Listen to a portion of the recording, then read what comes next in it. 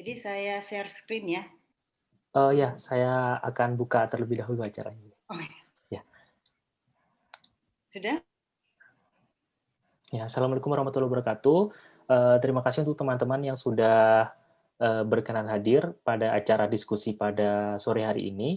Ini adalah diskusi ketiga untuk riset yang mengundang hari ini mengundang pembicara yang sangat luar biasa sekali, yakni Bu Mia dari Semeru yang akan memberikan pemaparan terkait dengan inklusif digital economy. Jadi memang perkembangan ekonomi digital sangat pesat kan saat ini. Jadi menjadi isu menarik.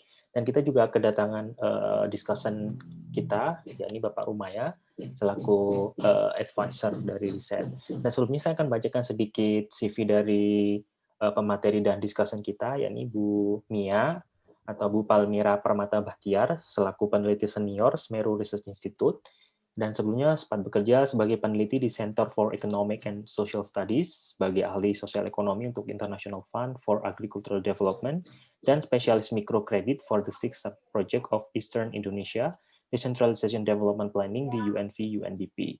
Dan beliau juga menempuh pendidikan pasca sarjana di University of Groningen di bidang ekonomi dan bisnis internasional, dan University of Reading pada bidang ekonomi pertanian, dan juga di Institute of Social Studies Belanda di bidang pembangunan pedesaan dan pertanian. Dan untuk discussion kita pada sore hari ini adalah Bapak Rumaya, selaku advisor dari riset. Beliau mengambil PhD di University of Western Australia di bidang Political and Public Economics, dan mengambil master di University of Queensland dan sarjana di Universitas Erlangga, seperti itu. Baiklah, tanpa berlama-lama lagi untuk kita mulai saja untuk diskusi pada sore hari ini, dan saya persilakan untuk Bu Mia memaparkan materinya.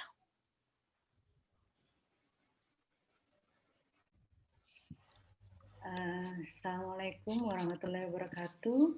Salam. Selamat sore teman-teman di Surabaya. Salam dari Jakarta. Salam kenal juga ya, karena baru pertama kali saya ketemu dengan Mas Seki, tapi kalau Pak Rumaya sudah pernah sebulan yang lalu. Kita ada diskusi dengan teman-teman UNER, dan waktu itu selain saya ada juga pemateri dari Ibu Aprilia ya, dari PKF ya, Bu Adelia. Dan Pak Desta ya, Pak Desta dari World Bank. That's right. Tapi waktu itu kita kurang banyak diskusi karena memang forumnya itu sangat besar ya. Jadi mungkin ini waktu yang tepat untuk diskusi, dan mohon maaf itu papernya baru di-upload kemarin. Kemarin dulu ya, hari Selasa di-upload itu. Jadi proses penulisan di Semeru itu memang panjang. Jadi walaupun studinya sudah selesai, sudah didiseminasi, tapi proses publikasinya itu kita harus ke external reviewer, dari situ diperbaiki lagi, terus masuk ke editor, terus dari situ panjang. Oke, saya langsung aja mulai. Mana nih?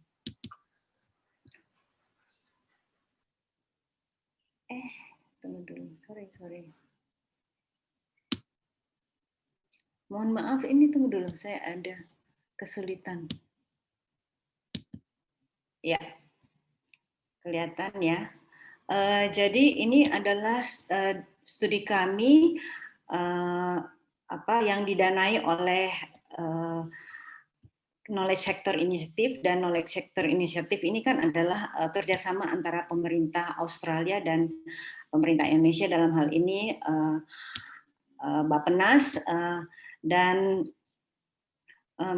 studi ini sebenarnya dimulai tahun 2019, bulan Juni 2019, dan selesai itu saat pandemi kalau nggak salah ya, di bulan Maret.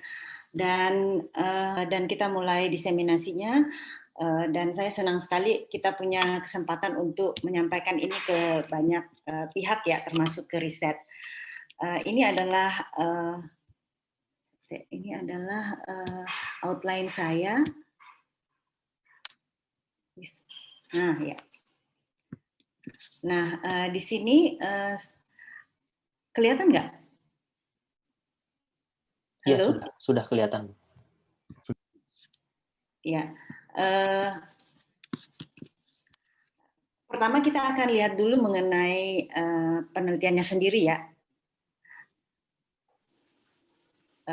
Terus setelah itu kita masuk ke perkembangan ekonomi digital, kemudian ke profil ekonomi digitalnya sendiri, dan yang keempat, halo? Ya, Masih? sudah Bu. Oh, Ya, okay. sudah Bu. Di saya soalnya ada masalah. Mohon maaf. Tantangan ekonomi digital, kemudian terakhir analisis dan kesimpulan dan rekomendasi. Ini pertanyaan penelitian yang kita ajukan.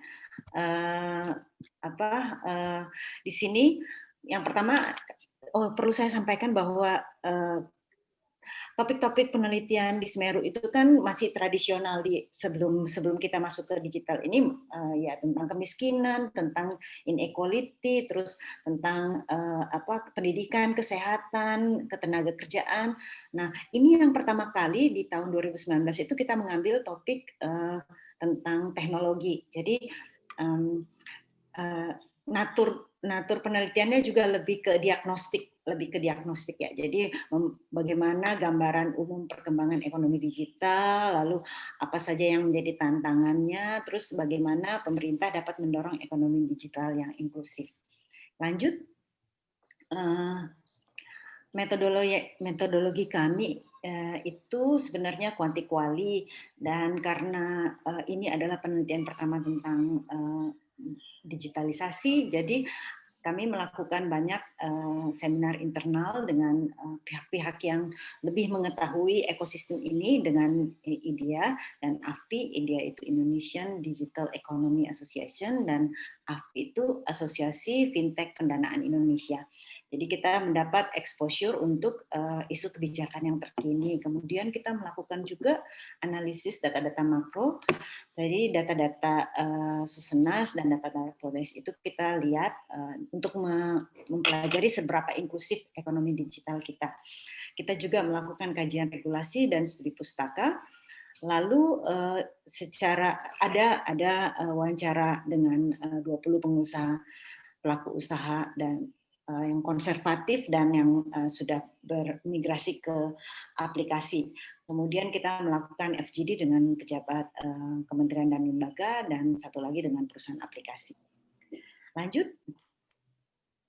Nah, lanjut lagi dalam hal perkembangan ekonomi digital, kalau kita lihat prediksi yang ada tentang potensi ekonomi digital itu kan rosy sekali ya, jadi berbunga-bunga gitu ya. Dampak digitalisasi menurut McKinsey di tahun 2016 itu akan ada tambahan 150 miliar sampai dengan 2025, kemudian juga pekerjaan itu akan meningkat, ada tambahan 3,7 juta tambahan tenaga kerja yang dibutuhkan. Lalu dalam hal konsumsi itu katanya konsumsi online itu meningkat 30% untuk barang dan produk jasa yang baru. Konsumen di luar Jawa lebih hemat berbelanja karena ya transaction cost-nya itu menurun ya dengan digitalisasi ini, jadi lebih hemat 15-25%. Kemudian akan ada tambahan pekerjaan baru di sektor UMKM itu sampai pada tahun 2022 itu 26 juta. Lalu di tahun 2018 McKinsey juga mengatakan bahwa potensi e-commerce kita itu sampai 55-65 miliar USD, dan penyerapan tenaga kerja termasuk perempuan juga menjadi faktor yang mendorong kita untuk lebih cepat berdigitalisasi. Lanjut. Ya, lanjut Pak. Kalau kita lihat perkembangan startup kita, menurut startup ranking tahun 2020 itu perkembangannya luar biasa ya. Jadi jumlah startup kita itu meningkat, termasuk paling besar, nomor 2 di Asia dan nomor 5 di dunia dalam hal jumlah ya. Statusnya pun di tahun 2019 itu sudah ada 1 dekakon yaitu Gojek dengan valuasi 141 triliun dan 4 unicorn lain, Tokopedia, OVO, kemudian Bukalapak dan ada Traveloka ya. Lanjut.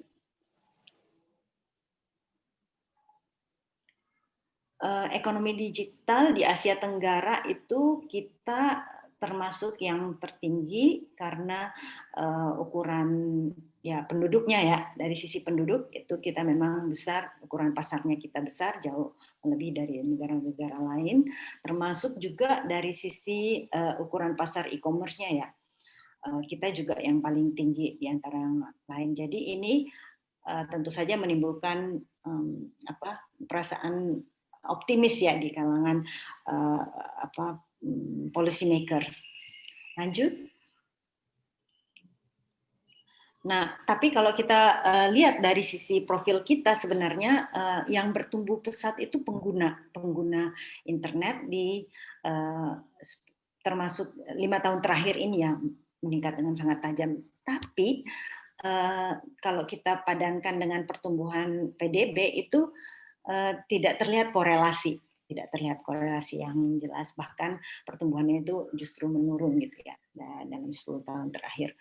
Jadi di sini kita bisa bilang bahwa belum terkoneksi nih antara penggunaan internet dengan pertumbuhan ekonomi. Dari sisi pengguna internet pun kita bisa lihat bahwa mereka yang berpendapatan tinggi itu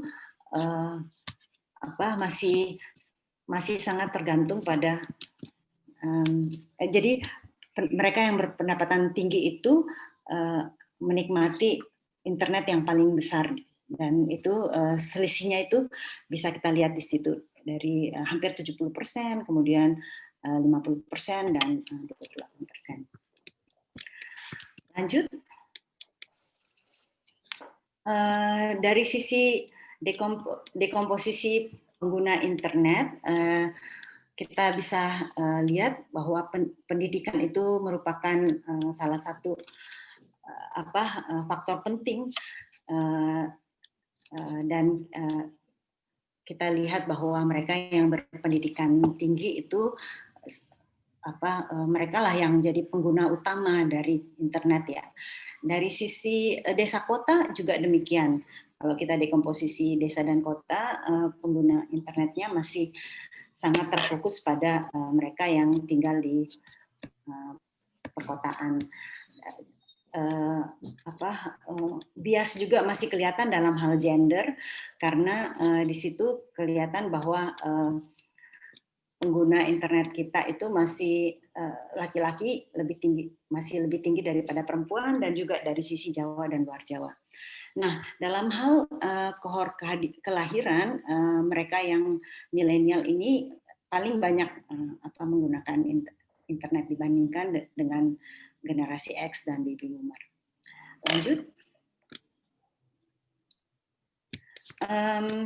Pemanfaatan internet ternyata hasil olahan kami untuk Susenas itu masih terfokus pada media sosial dan mendapat informasi, berita, membaca berita dan hiburan gitu. Jadi penggunaan untuk bisnis dan keperluan-keperluan yang lebih, misalnya belanja dan lain-lain itu masih sangat jauh di bawah dari media sosial, berita dan hiburan. Lanjut. Tantangan yang kita hadapi dari sisi penggunaan internet ini jelas dari sisi supply, kesenjangan digital itu masih nyata gitu ya. Kalau kita olah data PODES itu akan kelihatan jelas bahwa desa-desa di kabupaten itu masih dari sisi sinyal internetnya itu masih masih tinggi, yang masih ada yang tidak ada sinyal dan sinyalnya lemah gitu. Sementara desa-desa di kota, wilayah kota itu sudah kebanyakan sinyalnya sudah kuat. mayoritas kuat ya. Kemudian dari sisi jumlah BTS di wilayah kabupaten juga masih terbatas dibandingkan di wilayah perkotaan. Nah, yang tabel terakhir itu kita coba lihat dari 2018 aja, tapi dari 100% desa-desa di wilayah kabupaten itu hanya 31% yang terlayani oleh sinyal 4G. Mayoritas lainnya hanya 3G dan 2G. Bahkan masih cukup banyak, hampir 10% yang tidak punya sinyal internet. Nah, sementara desa-desa di kabupaten, di kota itu mayoritas sudah terlayani oleh 4G, minoritasnya itu hanya 3G dan 2G. Lanjut. Nah, dari sisi supply itu bisa kita bilang bahwa masih banyak kendala yang kita hadapi. Pertama, dari sisi geografi kita itu sangat luas, harus kita akui. Sebaran penduduk itu juga menjadi masalah, kan yang paling tidak disukai oleh operator itu adalah wilayah yang luas dengan jumlah penduduk yang sedikit. Itu paling musuh utamanya mereka. Jadi Kalimantan itu termasuk yang sangat susah gitu ya. Jauh lebih susah dibanding katanya wilayah timur. Lalu infrastruktur pendukung juga penting karena infrastruktur pendukung juga sangat penting karena internet itu tidak bisa berdiri sendiri, dia masih sangat memerlukan listrik gitu untuk BTS itu kan perlu listriknya ya.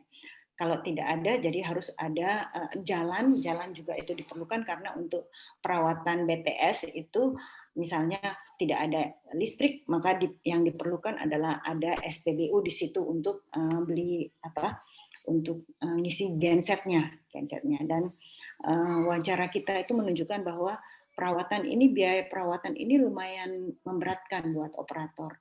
Mereka bilang bahwa kadang itu mereka dihadang oleh preman. Terus BTS-nya itu peralatannya itu dirusak. Yang seperti itu sebenarnya mereka bilang social cost. Itu yang cukup tinggi untuk infrastruktur di wilayah yang jauh. Kepemilikan HP pintar ini penting karena operator itu cenderung tidak mau merubah kekuatan BTS-nya itu menjadi 4G itu kalau jumlah pengguna internet, jumlah pengguna telepon pintar ini masih sedikit. Jadi itu juga katanya sekarang itu menurut Kominfo mereka mulai moratorium handphone yang Nokia itu ya, supaya beralih ke telepon pintar dan itu menjadi waktu pemaparan. Oh ya Allah, oke. Baik Pak Zeki. Lalu ada hal lain. Yaitu penyedia padatnya frekuensi.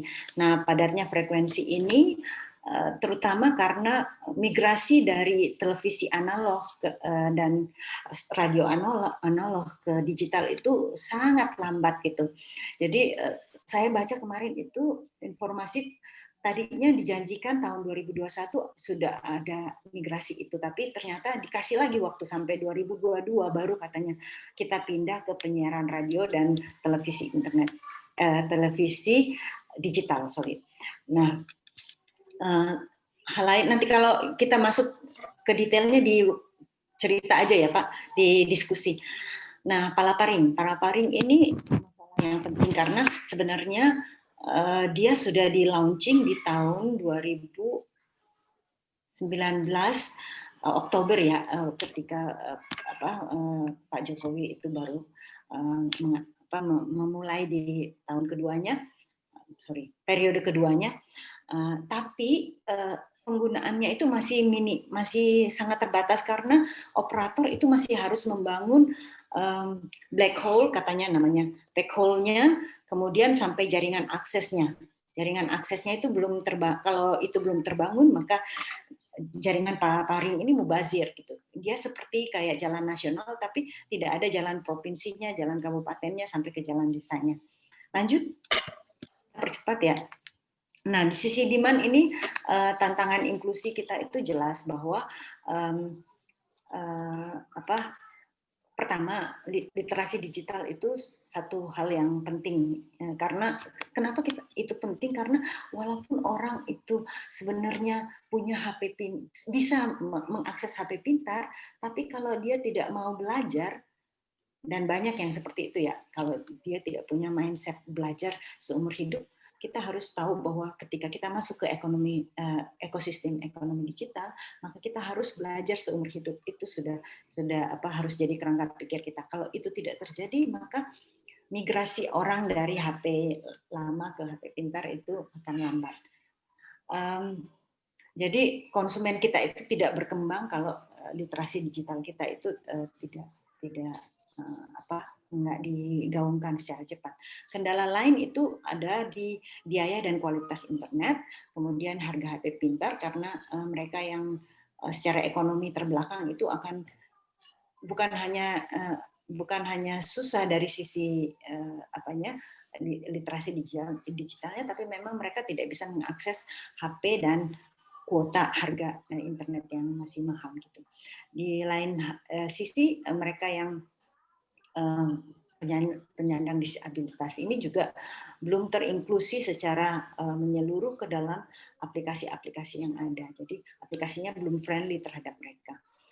Dalam hal dokumen administrasi sebenarnya ini sangat sederhana ya. Orang ternyata petani kita yang ingin masuk ke dalam platform e-commerce gitu atau marketplace itu ternyata terkendala oleh keberadaan KTP dan KK. Ini sebenarnya aneh tapi nyata gitu ya. Kami bikin FGD dengan perusahaan aplikasi dan mereka bilang banyak petani yang tidak punya KTP KK jadi nggak bisa masuk ke dalam platform kami gitu ya. Selain itu ada memang kekhawatiran mengenai perizinan dan pajak, jadi mereka tidak mau karena takut berbisnis di internet itu nanti mereka terdeteksi oleh Direktorat Pajak, kemudian Dirjen Pajak, kemudian akan jadi masalah di kemudian hari. Padahal itu dua hal yang terpisah. Direktorat Pajak itu tidak mungkin semena-mena itu seperti itu ya untuk memeriksa seseorang kalau tidak ada transaksi yang aneh gitu ya. Oke. Kemudian keluhan dalam hal ketersediaan data pelanggan itu menjadi masalah juga bagi startup yang ingin masuk ke wilayah-wilayah yang tertentu. Jadi misalnya gini, Sayurbox ingin masuk ke wilayah ABCD, tapi dia perlu tahu bahwa petani di situ tuh sudah cukup banyak gitu. Nah, data tentang petani ini tidak ada waktu pemaparan. Oke, baik. Jaminan sosial juga masalah yang penting karena kita tahu bahwa natur dari ekonomi digital itu adalah bahwa dia itu sangat berfluktuasi gitu. Jadi mereka yang hari ini kerja besok belum tentu kerja. Mereka yang hari ini sehat besok belum tentu sehat. Sehingga terutama yang gig ekonomi ini sangat memerlukan adanya jaminan sosial gitu ya. Jadi pemahaman mengenai pentingnya jaminan sosial ini sangat rendah dan itu bagian penting dari inklusivitas. Karena kita percaya bahwa inklusif itu maksudnya bukan hanya dia masuk, tapi dia juga punya kualitas hidup yang meningkat. Lanjut. Analisis. Lanjut. Bentar lagi nih kok, Mas Eki, bentar. Kontribusi ekonomi digital kita terhadap perekonomian nasional itu menurut beberapa sumber itu masih sangat rendah gitu ya. Jadi Kementerian Keuangan itu bilang katanya masih 6%. Kemudian data yang dikutip oleh Pak Jayani ini dari Kemenko Ekon itu katanya 2,9% dari PDB. Kemudian Pak Cahyani bilang bahwa di tahun 2018 ke 2019 ada peningkatan dari 85% menjadi 9% dari PDB kita. Jadi kita tahu bahwa belum ada kesepakatan mengenai kontribusi ekonomi digital, tapi semuanya sepertinya sepakat bahwa itu belum signifikan. Lanjut, mengapa demikian? Mengapa ekonomi digital kita belum berkontribusi terhadap perekonomian nasional? Pertama adalah pengguna internet kita itu masih sedikit gitu. Boleh dibilang masih sedikit karena data yang kita disampaikan sebelumnya itu kan masih di bawah 50% di tahun 2019. Masih di bawah 50%. Kita belum mencapai sebenarnya MDGs gitu di target MDGs 2015 itu kan 50% dari jumlah populasi, tapi itu belum tercapai. Nah, semoga kita dengan pandemi ini cepat ya sudah bisa di atas 50%. Di tahun 2019 masih 40 berapa tadi itu kita bilang masih di bawah 50%. Nah, lalu di sisi lain kita lihat bahwa bias itu masih nyata ya.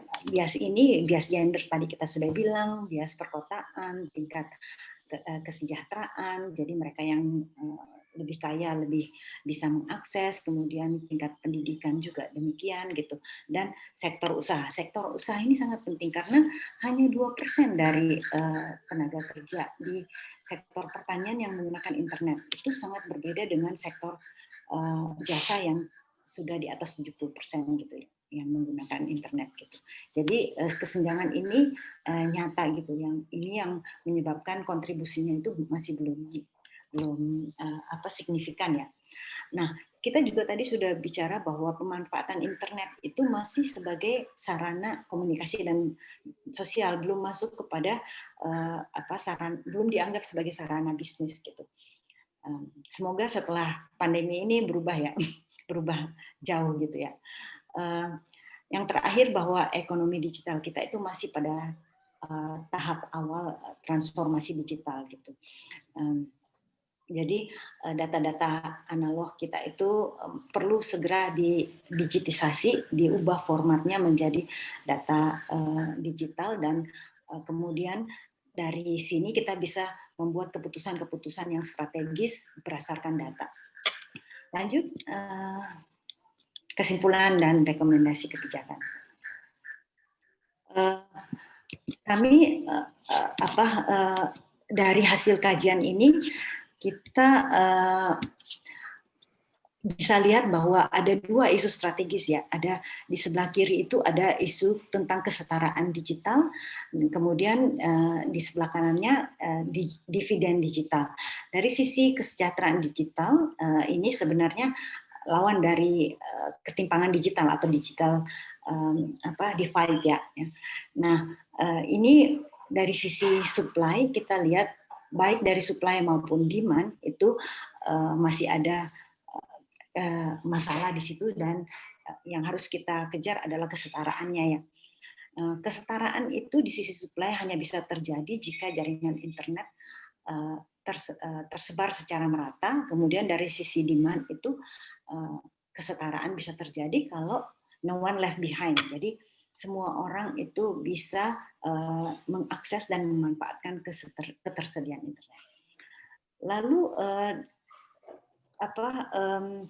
isu strategis kedua adalah soal digital dividen atau dividen digital. Ini hanya bisa diraih melalui transformasi digital dan jaminan sosial.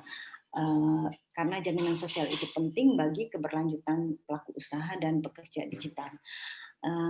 Transformasi digital berarti bahwa organisasi itu berubah secara budayanya dan berorientasi pada konsumen dalam memanfaatkan data secara optimal.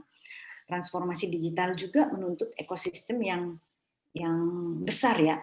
Ekosistem yang besar itu berarti konsumen harus terinklusi sebanyak mungkin gitu ya.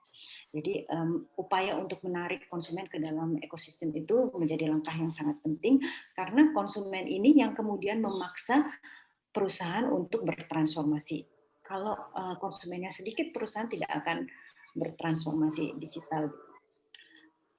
Sebaliknya jika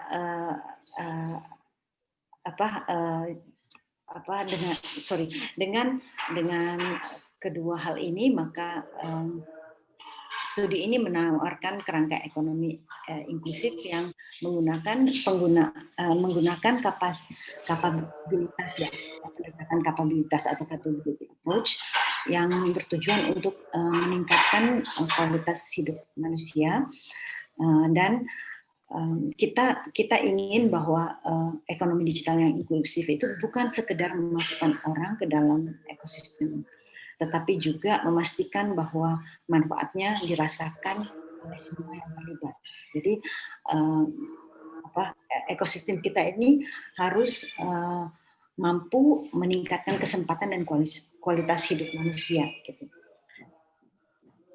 Terakhir di rekomendasi, ya, di tangga pertama itu kita tahu bahwa sisi supply itu masih ada masalah, yaitu masalah ketersediaan jaringan internet dan infrastruktur penopangnya. Nah, menurut kami yang harus digaungkan adalah wacana untuk menjadikan internet sebagai hak sipil bagi warga negara. Jadi bukan hak asasi ya, tapi hak sipil. Agak berbeda soalnya. Nah, kita tahu bahwa pengalaman selama pandemi ini menunjukkan bahwa internet itu sangat berpengaruh bagi kelangsungan hidup. Tanpa internet orang bisa akan kualitas hidupnya sangat jauh berbeda dengan kalau ada internet gitu ya. Nah, target-target SDGs pun tidak mungkin tercapai kalau jaringan internet ini tidak terpenuhi gitu. Nah, untuk itu beberapa kebijakan yang bisa diambil diantaranya adalah menjamin penyediaan internet bagi warga di wilayah yang terpencil ya. RPJMN itu sudah menunjukkan bahwa sampai tahun 2022 itu harusnya ada 4.000 BTS yang harus di upgrade menjadi 4G. Kemudian ada 3 satelit lain yang harus yang akan diluncurkan untuk membantu wilayah-wilayah terpencil. Kemudian mempermudah perizinan dan insentif bagi swasta untuk menyediakan BTS ini penting ya, karena bukan hanya swasta itu tidak hanya didorong untuk tidak sekedar didorong untuk masuk ke wilayah terpencil, tapi juga selain mempermudah juga insentifnya apa gitu buat mereka gitu ya. Terakhir adalah kerjasama di antara operator itu untuk mengefisienkan bisnis prosesnya, misalnya menara yang dipakai menara BTS yang dipakai bersama, kemudian kerjasama roaming dan lain-lain itu perlu segera diwujudkan. Legalisasi dari aspek legalnya, legalisasi itu dipercepat dalam hal undang-undang penyiaran yang tadi kita sudah bicarakan ya, mengenai perubahan dari analog ke digital itu karena undang-undang penyiarannya belum disahkan, dan juga undang-undang telekomunikasi yang bisa membantu kerjasama antar operator.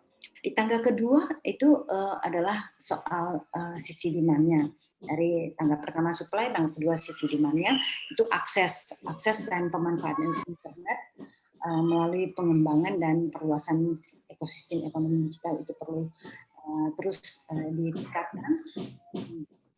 Nah, harga kuota ini relatif masih mahal buat mereka yang ekonominya terbatas. Perangkat digital juga demikian juga halnya dengan perangkat digital seperti telepon pintar. untuk menuntut perbaikan ekonomi ya. Literasi digital penting karena itu harus menjangkau mereka yang selama ini terlewatkan, jadi seperti perempuan, lansia, penyandang disabilitas itu harusnya literasi digital itu fokusnya pada mereka. Nah, di tangga ketiga itu kita mengusulkan transformasi digital yang isu di situ kan isu pentingnya adalah data dan inovasi, kemudian kemudahan pendaftaran dan perizinan usaha, dan persaingan usaha dan hubungan kemitraan yang sehat gitu. Di tangga ketiga ini pemerintah itu bukan lagi eksekutor, tapi juga tetapi sudah menjadi enabler. Jadi membiarkan mengkondisikan iklimnya itu sehat untuk kompetisi usaha gitu ya. Terakhir dalam hal jaminan sosial itu, literasi mengenai jaminan sosial perlu terus disuarakan. Siapa yang menyuarakannya? Pemerintah, kemudian perusahaan aplikasi, kemudian BPJS Kesehatan dan BP Jam Sostek, dan masyarakat sipil secara umum. Kita tahu bahwa tanpa jaminan sosial kita akan susah untuk sustainable di ekonomi digital ini, karena perubahan bisnis proses menjadi informal itu dengan gig ekonomi itu akan sangat rapuh gitu. Para pemain di situ akan, pelaku usaha dan pekerja digital akan sangat rapuh tanpa jaminan sosial. Nah, jadi secara khusus itu BPJS Kesehatan dan BP Jam Sostek harus menerapkan sistem jemput bola untuk meningkatkan kesadaran akan pentingnya jaminan sosial. Penting juga untuk dipikirkan skema pembayaran premi yang fleksibel dan terjangkau, mengingat ini para pelaku dan pekerja digitalnya itu adalah para pekerja informal. Demikian, Pak. Terima kasih untuk pemaparan yang sangat informatif dari Bu Mia. Jadi langsung saja dilanjutkan dengan review dari Bapak Rumah ya. Ya, saya bisa izin share screen ini ya, Mas Egi. Ya, silakan. Oke. Berapa menit waktu saya, Mas Egi? Waktu saya berapa menit? Mungkin 15 menit, Pak ya. Oke ya. Ini udah kelihatan ya? Sudah full screen ya? Atau belum? Sudah Pak, sudah. Oke, sip ya. Thank you. Terima kasih Bu Mia presentasinya. Ini sedikit catatan dari kami mengenai studinya Bu Mia tadi ya. Pertama-tama mungkin congratulations karena ini bidang baru ya buat Semeru. Kemarin kita baca di laporannya bahwa ini adalah pertama kali Semeru keluar dari zona tradisionalnya mengenai kemiskinan, ketimpangan gitu ya. Jadi it's a good effort and try gitu ya. Jadi beberapa sedikit summary aja dari paper tadi, yaitu papernya ada 3 tujuannya. Pertama, memberikan gambaran tentang perkembangan ekonomi digital di Indonesia dan regulasinya, terus tantangan ekonomi digital di Indonesia, dan kemudian yang terakhir itu yang menarik ya, menawarkan desain kebijakan untuk ekonomi digital yang lebih inklusif. Jadi dengan ada 4 tangga tadi ya, itu yang kontribusi yang menurut saya signifikan dari paper tadi. Dan ini juga mengenai potensi ini intriguing juga kalau saya baca papernya tadi. Memang itu pertumbuhan, ada yang data aktual ya, kayak pertumbuhan startup kita tuh nomor 5 nggak salah ya di dunia gitu kan, nomor 1 di Asia kalau nggak salah. Tapi ada beberapa yang prediksi dari McKinsey, banyak yang prediksi yang aktual itu cuma pertumbuhan startup kita, itu yang aktual. Metodenya, datanya dengan data Susenas 2019, mix dengan FGD dan Dev Interview. Semuanya pengguna internet Indonesia kita masih rendah ya, di bawah 50%, belum mencapai TPB ya, tujuan pembangunan berkelanjutan MDG. Saya suka sebenarnya mencoba untuk mencari padanan bahasa Indonesia ya, bahasa Indonesia yang baku dan benar ya. Jadi nggak so Inggris gitu ya. Itu juga mungkin yang bisa perlu belajar juga. Yang kedua ada ketimpangan akses. Yang ketiga bahwa penggunaannya kebanyakan untuk komunikasi dan hiburan, jadi belum untuk aktivitas yang produktif dari hasil datanya itu teman-temannya. Jadi kemarin kerangka ekonomi digital yang inklusif ya dijelaskan tahap di bagian akhir dari presentasi Bu Mia tadi, jaringan internet ya kan, akses manfaatan, transformasi dan jaminan sosial. Di sini yang dari jaminan sosial dari sisi supply-nya, aksesnya dari sisi demand, terus transformasi digital bagaimana ekosistemnya itu lebih pro terhadap ekonomi yang inklusif dan ada jaminan sosial, bagaimana pekerja dari mitra-mitra ini dilindungi, jangan sampai kemudian karena mitra kemudian dia nggak dapat perlindungan sosial. Mungkin saya mau highlight pertama kali setelah saya kasih summary, saya mau apa yang saya suka dari paper ini. Yang pertama saya suka ini tadi ya, first paper on this topic ya, menghubungkan antara ekonomi digital dan ekonomi inklusif. Dan yang kedua mixed methods ya. Jadi ini ada saya ambilkan dari papernya ya, ada 6 metode dengan data sekunder, kemudian ada forum berbagi pengetahuan, FGD, in-depth interview gitu kan. Dan secara selektif komprehensif dalam membahas perkembangan literatur untuk 3 sektor ekonomi digital, yaitu e-commerce ya, teman-teman baca papernya itu relatif detail pembahasannya soal evolusi aturan di bidang itu, e-commerce, transportasi daring, dan financial teknologi atau teknologi finansial. Itu yang saya suka dari paper ini. Ada beberapa hal yang menurut saya perlu ada di paper tapi nggak ada ya. Yang pertama kali mengenai kita kan kalau di ekonomi ya, mohon maaf Ibu Mia, ini kan kita dari ekonomi dari kacamata ekonomi ada 2 ekonomi sederhana itu kan ada dua faktor ya, ada faktor market, ada product market. Nah, jadi tadi yang kita banyak discuss itu adalah di product marketnya ya, tapi di faktor marketnya menurut saya kurang diskusinya. Mungkin ya, sebelum itu saya mau bahwa ini kan sebenarnya ekonomi digital kan kalau dalam konsep ekonomi adalah suatu bentuk technological progress ya kan. Ada 2 macam bentuk technological progress, ada yang namanya product innovation, ada produk yang baru ya, yang belum ada sebelumnya, atau proses innovation. Produknya sudah ada, cuma sekarang diproses dengan lebih efisien gitu kan, lebih teknologi yang lebih efisien, lebih murah gitu kan. Nah, ini yang menurut saya belum digali dengan cukup. Kalau ini paper pertama yang sifatnya introduksi, saya sendiri berharap bahkan ada pembahasan mengenai benefit of digital economy dulu gitu sebelum kita mencoba mengkritisi sektor ini dan berbagai kekurangannya. Tapi at least kita bisa gambaran what is the benefit the opportunity cost ya yang di offer dari ekonomi ini. Faktor market kan tadi ngomongin soal faktor market tadi kan ngomongin soal bahwa infrastruktur itu penting ya. Jadi ada infrastruktur digital perlu penting dibangun pemerintah agar bisa merata untuk seluruh masyarakat Indonesia. Yang kedua soal labor marketnya ini yang menurut saya belum dibahas sama sekali mungkin ya, bahwa ekonomi digital itu membutuhkan satu skill set yang unik gitu kan.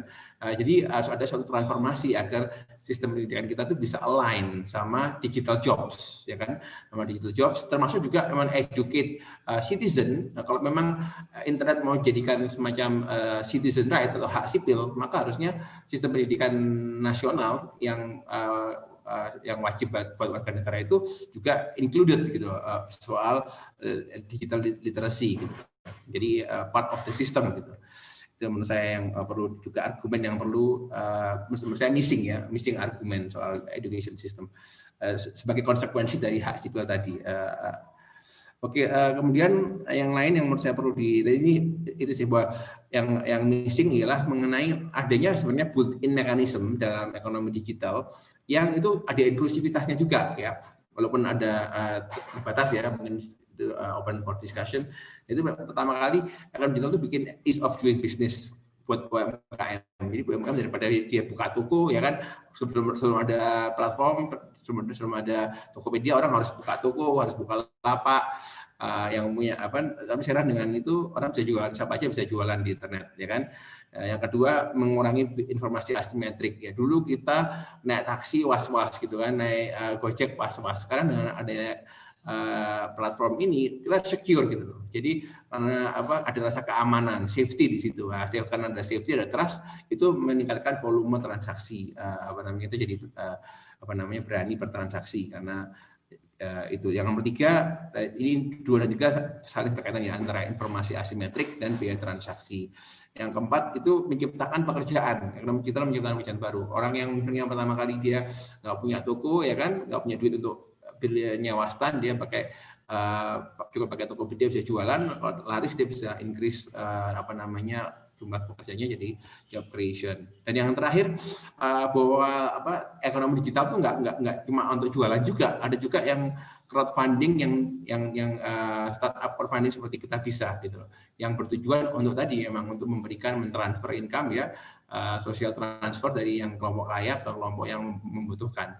Jadi ada mekanisme built-in untuk equalization gitu kan dalam ekonomi digital ini, walaupun dia mungkin juga punya kecenderungan untuk sebaliknya ya, untuk meningkatkan inequality.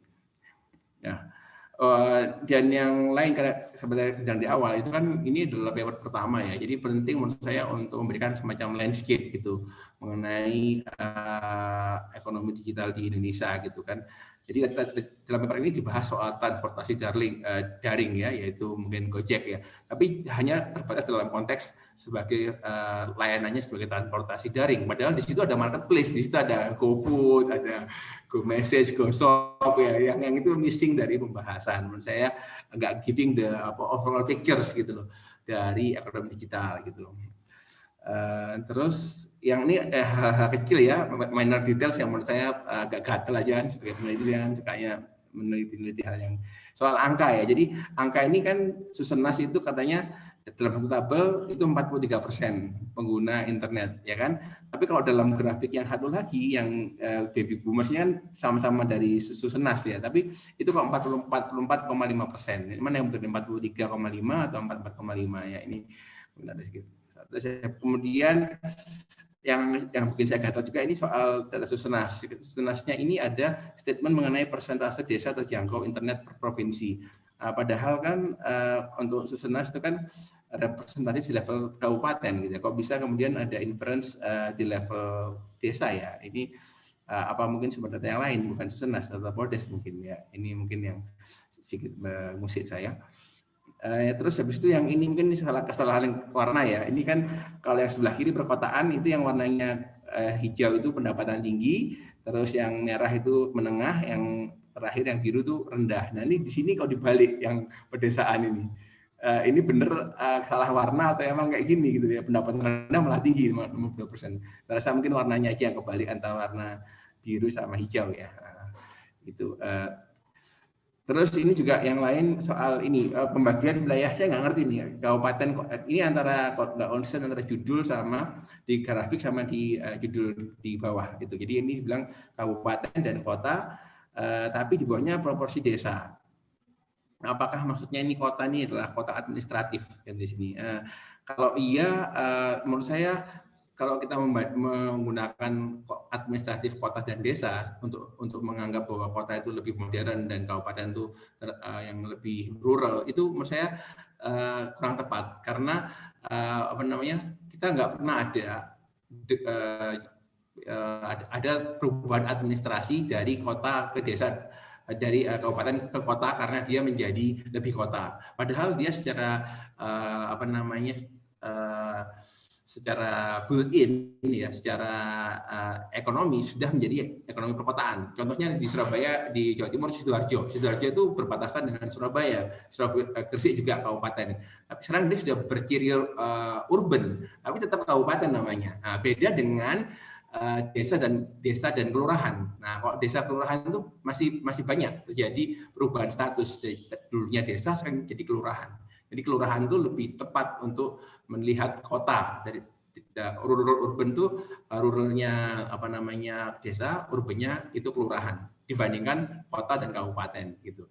Walaupun tetap aja ada lag ya. Kita lihat juga waktu kemarin kita ada studi juga di Gresik itu suatu daerah yang bernama administratif desa tapi sudah bagus gitu.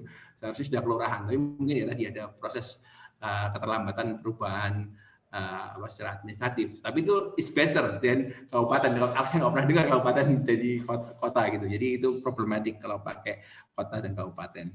Itu ini semua sama menurut saya, yang pakai kota kabupaten menurut saya is problematic. termasuk juga data ini tadi juga ini ya, kota dan kabupaten. Terakhir mungkin yang sedikit annoying itu buat saya itu soal kata digitisasi, karena itu menurut saya istilah baru. Kalau digitalisasi kita sudah ngerti gitu kan, tapi itu sudah muncul sejak awal tapi baru dijelaskan di halaman ke-9. Mungkin it's better to explain it earlier gitu, tapi that is just preference mungkin ya dari mungkin mengganggu buat saya, mungkin nggak buat yang lain. Overall, it's a good paper. I really enjoy reading the paper. Terima kasih teman-teman dari Semeru dan Bu Mia khususnya. Saya kembalikan ke Mas Deki. Ya, terima kasih untuk Bapak Rumaya. Kemudian untuk Bu Mia mungkin ada yang mau disampaikan, mungkin singkat dari apa yang disampaikan Pak Rumaya.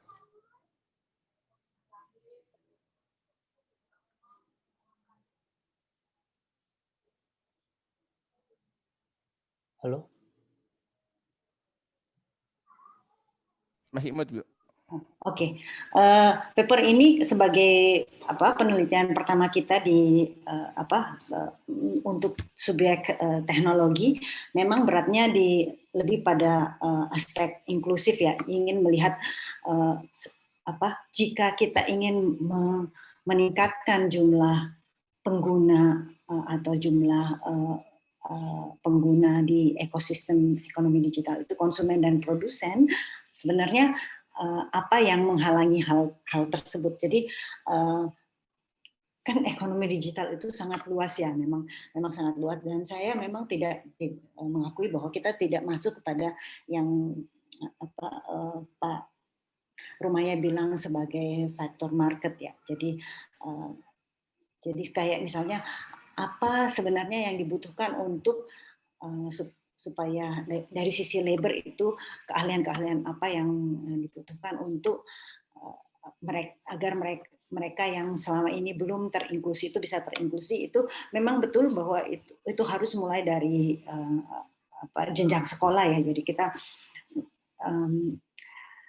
selalu disuarakan bahwa mereka yang mereka sudah harus mulai masuk kepada kerangka pikir bahwa literasi belajar itu harus seumur hidup, baru sampai sampai tahap itu. Tapi memang skill-skill apa yang dibutuhkan itu tentu penelitian yang lebih lanjut ya dari situ. Mengenai potret besar apa saja yang bisa dimanfaatkan dalam ekonomi digital, memang kita sudah membatasi dari awal bahwa kita akan bicara soal e-commerce, kemudian transportasi digital dan fintech gitu. Jadi hal-hal yang lain, misalnya kit seperti platform seperti Kita Bisa dan lain-lain, itu memang tidak secara luas kita tidak secara spesifik kita bahas. Kemudian yang tadi Bapak bilang bahwa misalnya Gojek kita hanya fokus pada transportasi tapi tidak pada GoFood atau GoMassage, itu sebenarnya ada tapi di wawancara Pak. Jadi di wawancara mendalam itu kita nanya mengapa apa yang mendorong seseorang untuk pindah dari misalnya massage, dia pijat tradisional, kemudian dia tidak mau pindah ke misalnya masuk ke platform massage gitu ya. Tapi mereka bilang bahwa memang ini yang ada kaitannya dengan stigma ya. Mereka ibu-ibu, tidak semua ibu-ibu yang mau yang biasa melakukan pijat tradisional itu, tukang pijat tradisional itu merasa nyaman untuk pindah ke digital karena dia tidak kenal dengan pelanggannya gitu. Terus ada juga masalah lain, misalnya keluarganya tidak mengizinkan karena dia harus malam pun harus kerja gitu ya. Jadi memang ada aspek-aspek kultural yang masih membatasi orang untuk pindah ke ekonomi digital gitu. Jadi ada pembahasan itu, tapi memang dia hanya sebagai anekdotal evidence yang kita temui dari wawancara dengan pekerja digital dan pelaku usaha yang sangat terbatas gitu. Lalu tadi yang Pak boleh ditayangkan nggak yang soal Yang mana, Bu? Iya, yang lagi Pak, masih ke bawah lagi. Ya, oke. Nanti saya akan sampaikan tanggapan kami mengenai masukan dari Bapak, terutama yang itu ya, yang slide nomor 9, Pak. Nomor 9, Bu. Ini, Ya. Bu, ya? Iya. Kami akan coba cek lagi di data ya, Pak, mengenai mana di antara dua itu yang benar. Tapi terima kasih sekali karena sudah di matanya Pak Rumahnya sangat awas gitu ya. Ya, Bu. Kemudian yang nomor 10, slide nomor 10 itu Pak, ini rasanya ini podes sih Pak, bukan. Podes, Bu, ya. Bukan halusinasi. Tapi nanti sekali lagi saya akan jawab secara detail karena saya perlu teman saya juga untuk konfirmasi. Lalu lanjut, ya ini kemungkinan besar betul, warnanya yang salah ya. Ya, Bu. Salah, lanjut lagi.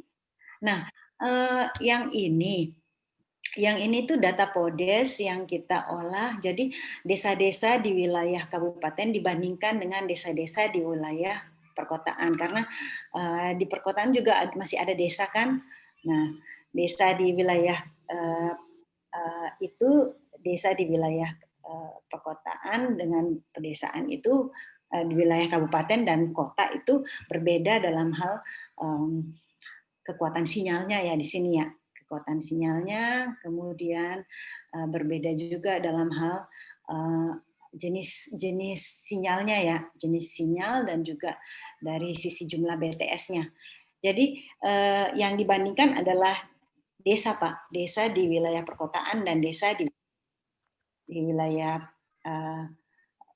kabupaten dan desa di wilayah kota. Menurut Pak Rumahnya gimana kalau kita menginterpretasikan seperti itu? Ya, kalau desa sih lebih apple to apple ya, Bu ya, kalau sama desa.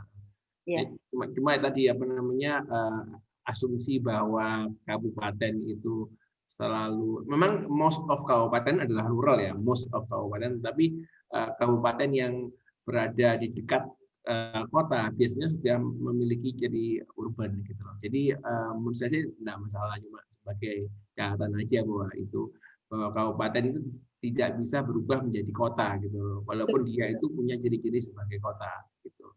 Sedangkan di level desa itu masih bisa mengalami dan terjadi kalau kita data Podes itu kita lihat antar tahun itu ada perubahan status dari desa menjadi kelurahan seperti itu.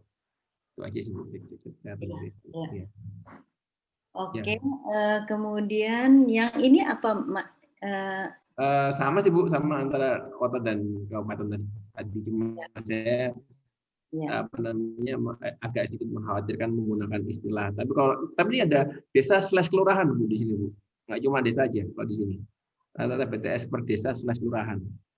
Ya mungkin nanti coba dikonfirmasi lagi sama teman-teman apakah ini yang dimaksud itu hanya desa aja, karena namanya emang Podes tapi dalamnya tuh ada kelurahan juga potensi. Ya. Kalau terjemahan bahasa Inggrisnya kan dibilangnya urban village ya? Ya, urban village atau urban ward. Kelurahan itu. Kelurahan. Ya. Oke, yang selanjutnya yang enggak, ini cuma hal kecil aja soal digitalisasi itu belum familiar sefamiliar digitalisasi, cuma sudah muncul beberapa kali digunakan dalam berbagai kalimat, tapi baru di halaman 9 dijelaskan apa tuh sebenarnya digitalisasi itu apa gitu. Jadi itu karena kita baru masuk ke pembahasan mengenai transformasi digital. Ya. Transformasi digital itu kan tahapannya dia digitisasi dulu. Ya. Itu berbeda dengan digitalisasi. Kalau digitalisasi kan dia lebih ke mengkonvert data-data manual menjadi data-data digital. Ya. Kemudian kalau digitalisasi, baru dia sudah ada analitik tuh. Kalau digitalisasi kan belum ada analitik, dia hanya tadinya belum ada analitik. Nanti di digitalisasi ada analitik gitu.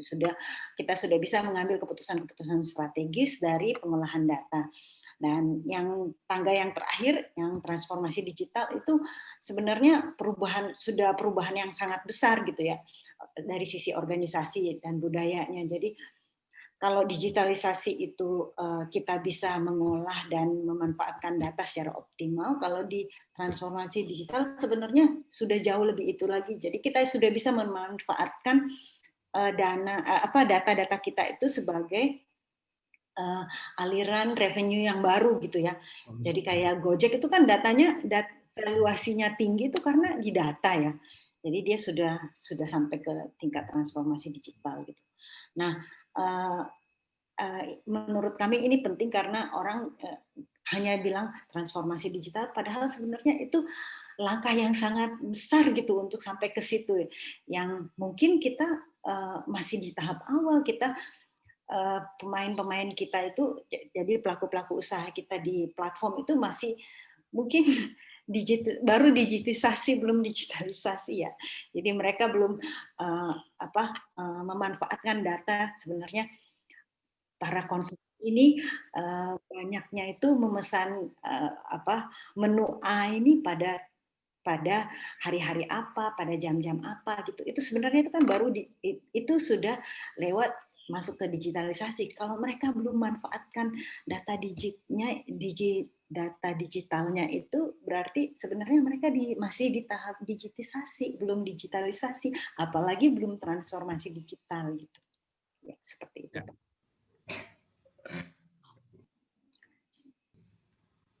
Ya, silakan Mas Eki. Ya, terima kasih untuk Bu Mia dan Pak Rumaya, dan untuk teman-teman dipersilakan bila ada yang mau disampaikan atau ditanyakan kepada Bu Mia atau Pak Rumaya. Ya, Mas Syekh. Ya, Assalamualaikum warahmatullahi wabarakatuh. Selamat sore. Assalamualaikum warahmatullahi wabarakatuh. Ya, presentasi yang cukup menarik, Bu. Jadi memang digitalisasi atau ekonomi digital ini cukup growing lah tumbuhnya.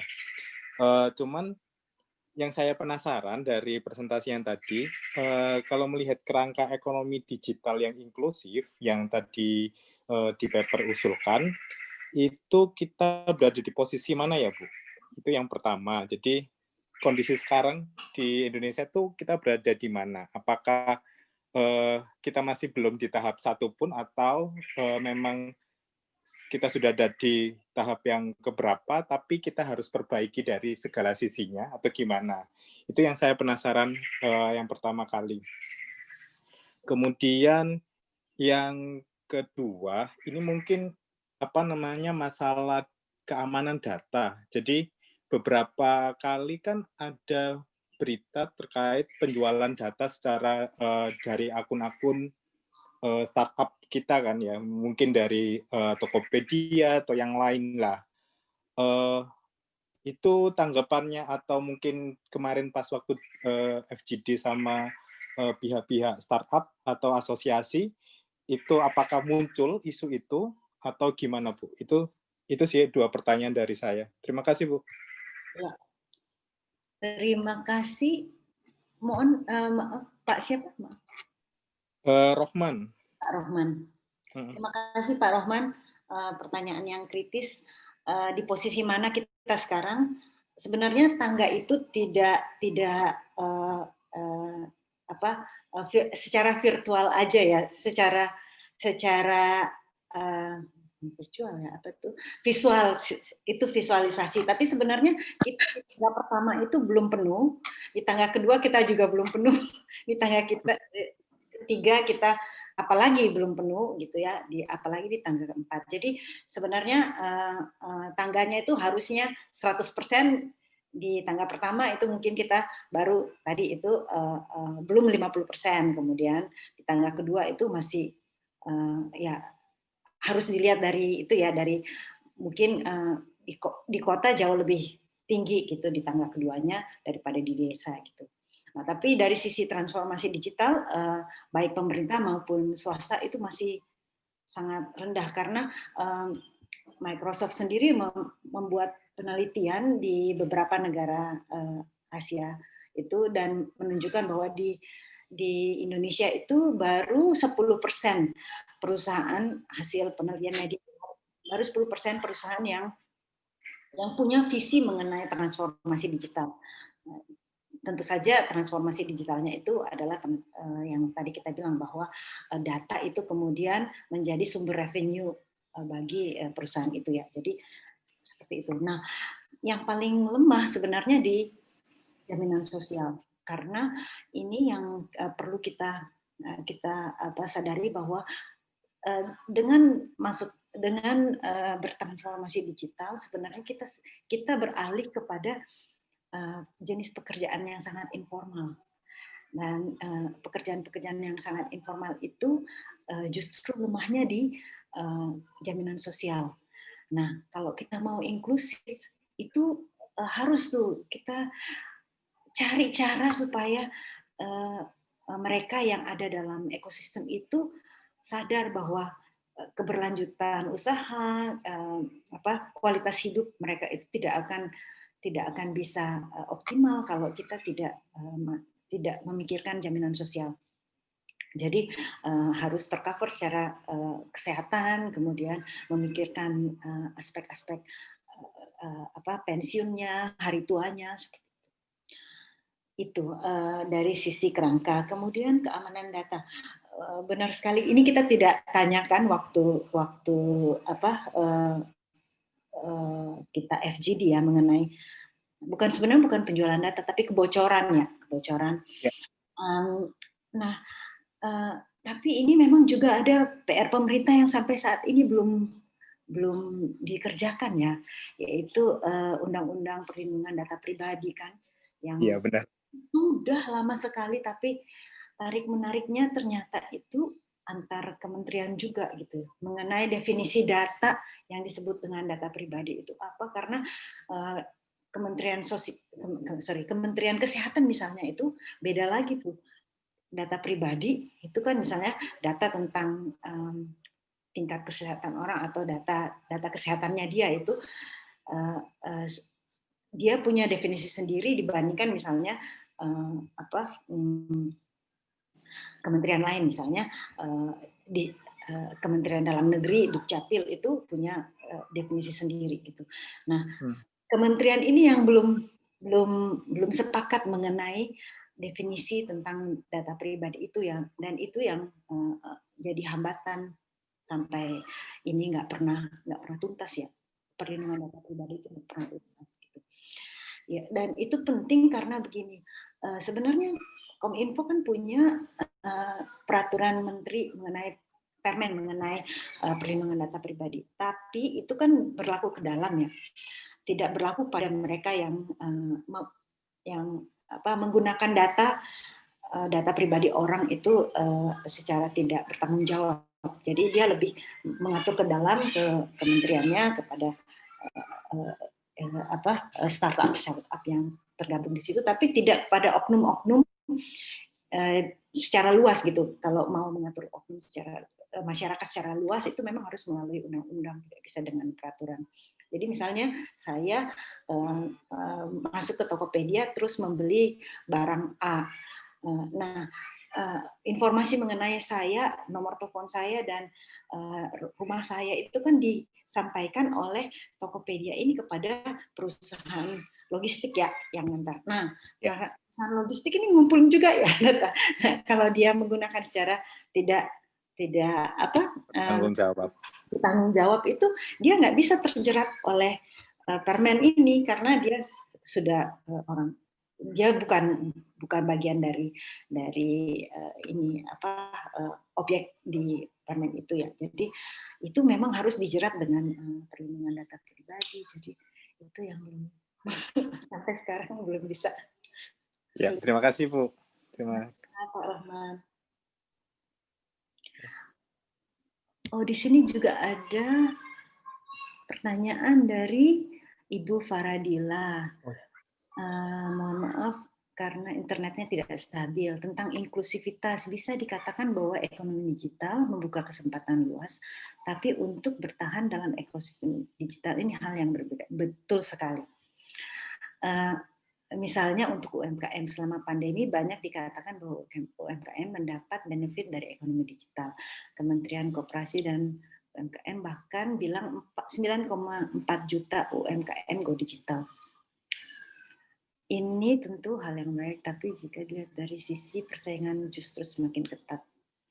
Iya, padahal daya saing UMKM masih rendah sehingga meski sudah go digital tidak serta-merta mendapat. Ya, jadi sebenarnya peluang yang diciptakan adalah peluang untuk belajar. Kalau saya lihat ya, peluang untuk belajar di dalam marketplace gitu. Jadi memang betul ada turun naik ya. Bahkan kalau di e-commerce masih lebih mending, yang paling berat itu di kayak transportasi digital karena persaing dengan banyaknya orang masuk di situ sebagai misalnya Gojek atau Gokar gitu, persaingannya luar biasa dan itu menurunkan keuntungan kan ya. Jadi itulah sebenarnya kalau kita sudah moving towards flexible labor market, memang seperti itu. Jadi kita punya peluang untuk belajar dalam di satu platform gitu. Tapi kalau kita merasa itu kita tidak cukup beruntung untuk bisa sustain di situ, kita harus punya strategi untuk pindah ke platform lain atau pindah usaha lain gitu ya. Tapi di situ pentingnya kerangka belajar seumur hidup. Kerangka belajar seumur hidup ya memang mengharuskan kita kita tidak rentan lagi terhadap disrupsi. Itu kan sebenarnya disrupsi ya, bahwa semua orang tiba-tiba masuk, kemudian keuntungan jatuh, kita harus pindah. Nah itu disrupsinya di situ. Jadi kitanya sendiri sebagai pemain di dalam ekonomi digital sudah memang harus menyiapkan strategi bagaimana kita bertahan atau pindah secara cepat, belajar cepat untuk pindah ke usaha lain. Kemudian dari sisi provider internet, apakah ada visi inklusivitas? Nah itu dari sisi sebenarnya kalau provider internet itu mereka itu ideologinya kan cuan ya, ideologinya itu keuntungan aja gitu ya. Jadi memang harus ada iklim yang membuat mereka itu mau gitu ya, ada insentif untuk meningkatkan inklusivitas. Tapi pertama yaitu masyarakat harus bisa mengakses handphone pintar. Kalau masyarakat tidak mampu membeli handphone pintar, maka perusahaan provider nggak akan mau pindah dari 3G to 4G gitu ya, karena percuma gitu ya, nggak ada keuntungan buat mereka.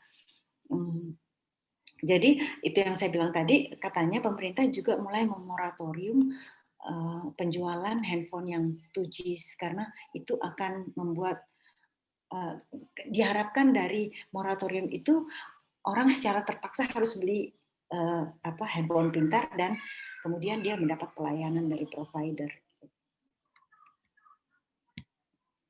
Lalu ada pertanyaan lain, bagaimana tentang gurita startup? Sebagian besar penguasa e-commerce kita adalah asing. Iya, ini sebenarnya mindset kita bagaimana tentang pemain-pemain asingnya. Saya sendiri pribadi merasa bahwa kita belajar dari kalau kita menutup diri dari pemain asing, itu kita nggak pernah belajar.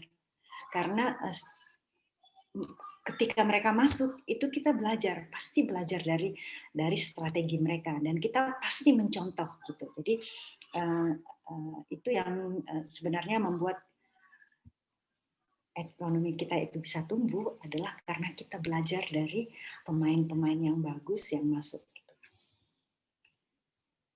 Terus ada pertanyaan apa lagi?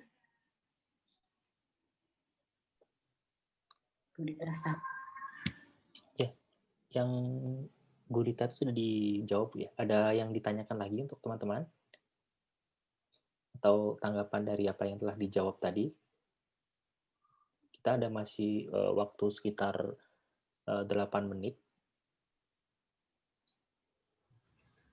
Ya, itu saya sebenarnya tertarik sama tadi yang soal pricing tuh sebenarnya.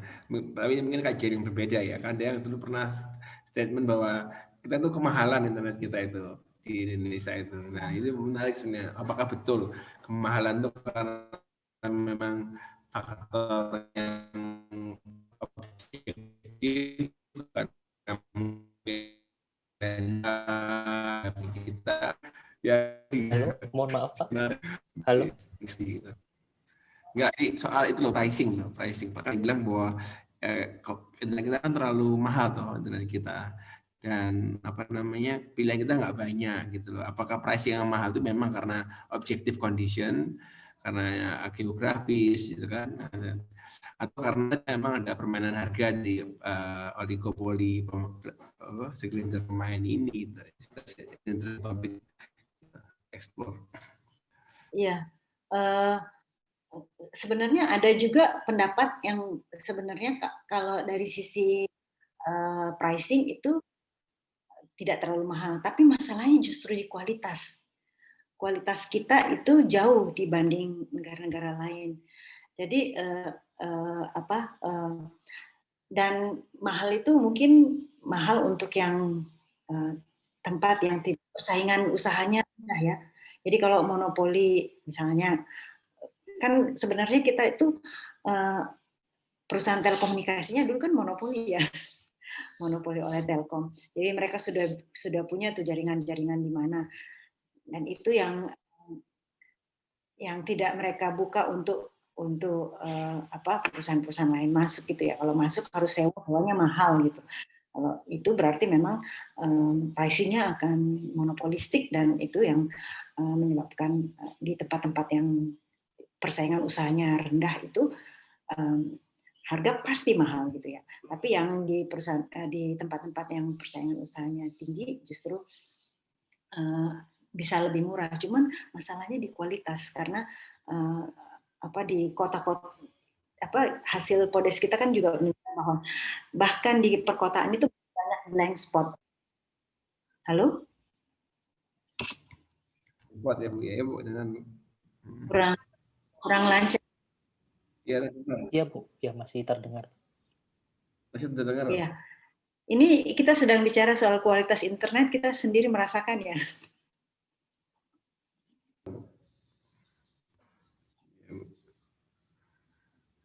Halo? Halo, ya silakan dilanjutkan. Ya oke Bu, suaranya oke kok, kedengaran. Jadi bahkan di Jakarta pun ini ya internetnya kan macet-macet, kualitasnya jelek.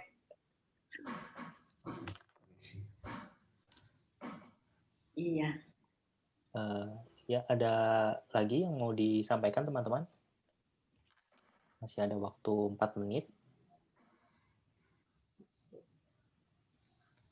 Kalau tidak ada mungkin saya yang tanya udah. Ya, mungkin kalau selama dari penelitian Bu Mia bersama teman-teman ini menemukan suatu kondisi trade off gitu nggak Bu? Jadi kan digitalisasi itu kan cenderung kayak apakah dengan human labor-nya itu nanti akan tergantikan, itu ada potensi seperti itu nggak Bu? Iya, sebenarnya dari Industrial Revolution 1, 2, 3 itu juga sebenarnya ketakutan seperti itu ada ya, bahwa tadinya mesin uap itu tadinya digerakkan oleh pekerjaan-pekerjaan yang tadinya digerakkan oleh manusia digantikan oleh mesin uap, kemudian di Industrial Revolution 2 seperti itu juga.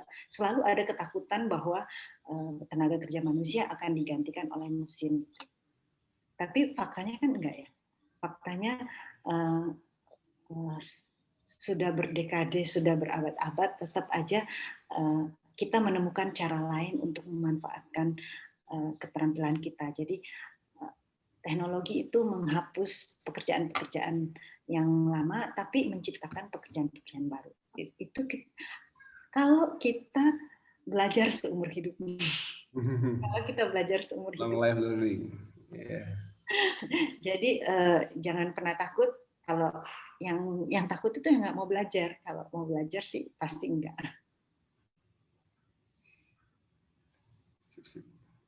Ada lagi untuk teman-teman yang mau bertanya?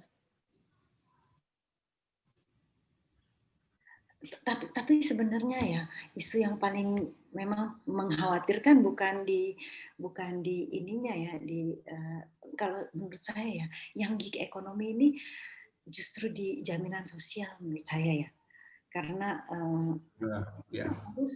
itu sudah harus ada di pikiran semua orang bahwa kita pindah ke pekerjaan-pekerjaan informal, kita harus berpikir mengenai yaitu harus belajar seumur hidup, harus berpikir mengenai bagaimana kita kalau kita nanti pensiun.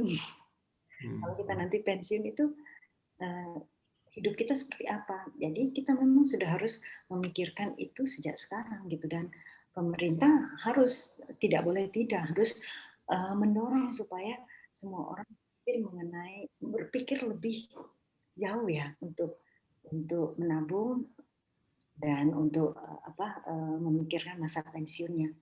Karena gig ekonomi sepertinya di seluruh dunia terjadi, orang pindah dari pekerjaan formal menjadi pekerjaan informal, orang yang full time itu menjadi part time. Sebenarnya tidak masalah sepanjang jaminan sosialnya itu ada. Kalau itu tidak ada, memang betul kita itu wajib khawatir. Terima kasih untuk pemaparannya Bu Mia dan Pak Rumaya. Jadi kita sudah berada di penghujung acara. Jadi kalau boleh saya simpulkan beberapa poin diskusi kita pada sore hari ini. Tadi Bu Mia sudah menyampaikan ya, digital ekonomi itu bisa inklusif ya apabila ada infrastruktur yang memadai dan adanya akses dan pemanfaatan internet. Kemudian adanya transformasi digital sebagai tahapan akhir dari digital ekonomi. Dan yang keempat adalah adanya jaminan sosial juga yang perlu dilakukan. Dan tadi juga ada yang menanyakan terkait dengan startup yang dikuasai oleh asing. Nah, itu sebenarnya bisa digunakan sebagai proses belajar. Jadi kalau yang saya tahu ada yang namanya technological spillover ya. Jadi bagaimana asing yang masuk itu bisa bermanfaat untuk local producer atau local supplier seperti itu, dan bagaimana caranya itu tadi belajar agar orang-orang itu tidak tergantikan dengan mesin-mesin yang digital tadi itu seperti itu. Ya, demikian, terima kasih untuk Bu Mia yang sudah berkenan hadir pada sore hari ini, dan terima kasih untuk Pak Romai juga yang telah menyampaikan reviewnya dari pemaparan Bu Mia. Dan saya akhiri untuk diskusi internal di set ketiga pada sore hari ini. Mohon maaf apabila ada salah dan kata. Sekian, wassalamualaikum warahmatullahi wabarakatuh. Waalaikumsalam warahmatullahi wabarakatuh. Terima kasih, wabarakatuh. Bu.